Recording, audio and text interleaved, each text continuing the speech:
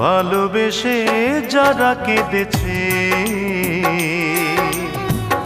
আমি যে তাদের একজন।